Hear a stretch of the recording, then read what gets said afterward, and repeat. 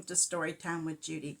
Our book today is Eating Up Gladys by Margot Zemock and illustrated by Kathy Zemock. Well, these three are sisters, and the oldest sister is Gladys. And whenever Mom and Dad's away, Gladys is always in charge. And she is really, really bossy, and the other two don't like it very much. So they decide one day that they're going to eat up Gladys, and they keep telling her to get in this big pot they have. And Gladys don't want any part of that. Let's find out what happens when Gladys does fall in the pot. Gladys was the oldest sister. Because she was older than Hilda and Rose, Gladys was the first to be visited by the Tooth Fairy and the first to ride a two-wheel bike. Because she was older than Hilda and Rose, Gladys had a room of her own and stayed up at night, laughing and being important. When their parents were out, Gladys was the one in charge.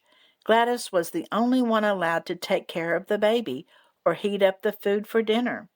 Sometimes she was nice to her sisters, but when Gladys was in charge, she was bossy.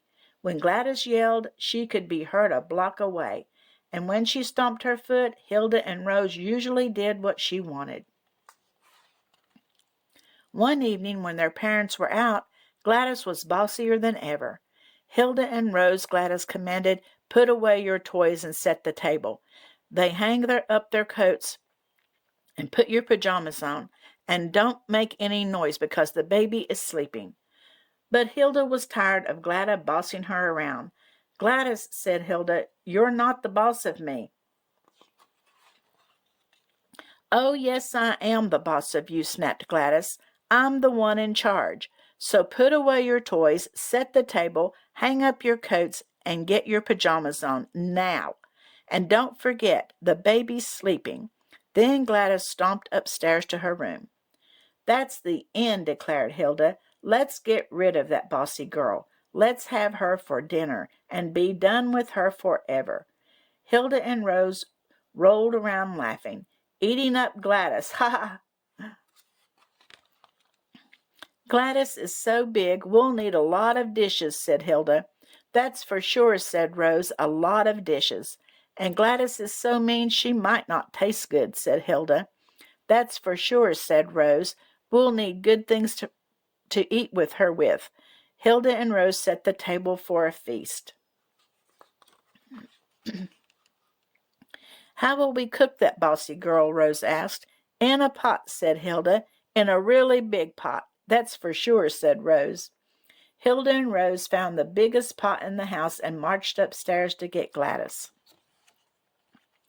Get ready, Gladys, Hilda and Rose yelled as they burst into Gladys's room. Your time is up. Your time is through. We're having you for dinner. Ha ha, very funny, said Gladys. For your information, we're having spaghetti for dinner tonight. Go away and leave me alone. Can't you see I'm busy? Hilda and Rose went back downstairs. I don't think she wants us to have her for dinner, Rose said. Well, too bad, said Hilda. Too bad for her. We're having her for dinner no matter what, and that's that. Hilda and Rose made up a song and sang it louder and louder. We'll eat her with spaghetti and pickles and tomatoes. We'll eat her up with jelly and pudding and potatoes. Eating up Gladys, eating up Gladys, eating up Gladys now. What on earth is going on? Gladys hollered as she ran downstairs and saw the mess in the kitchen. You're just in time, Gladys, Hilda yelled. Get in the pot, get in the pot. Me, roared Gladys, get in the pot? Never. Oh, come on, Gladys, just try it, begged Rose. Are you crazy or something? Gladys screamed. You can't just go around eating people. She was so mad that she stomped one foot, then the other foot, then both feet at once. Gladys lost her balance, started to slip, and fell into the pot. You crazy monsters, Gladys hollered. Get me out of this stupid pot. Hilda and Rose tried and tried, but they couldn't pull Gladys out of the pot. She's stuck, said Hilda. That's for sure, said Rose. Stuck in a pot, ha ha. Hilda and Rose laughed and laughed until suddenly the baby woke up and started to cry. Now look what you've done, Gladys shrieked. You woke the baby up. I'm supposed to take care of her. Stop laughing. I'm in charge. But Gladys couldn't do anything. I'll change the baby's diaper, said Hilda, and I'll get the baby's bottle, said Rose. So Hilda and Rose took care of the baby, and the baby stopped crying and smiled. I'm hungry, said Rose. So am I, said Hilda. I'm hungry and stuck, said Gladys, stuck in a stupid pot. That night it was Hilda who warmed the spaghetti for their dinner, while Rose took care of the baby. And it was the best spaghetti they had ever tasted. Well, it looks like maybe they finally got Gladys out of the pot.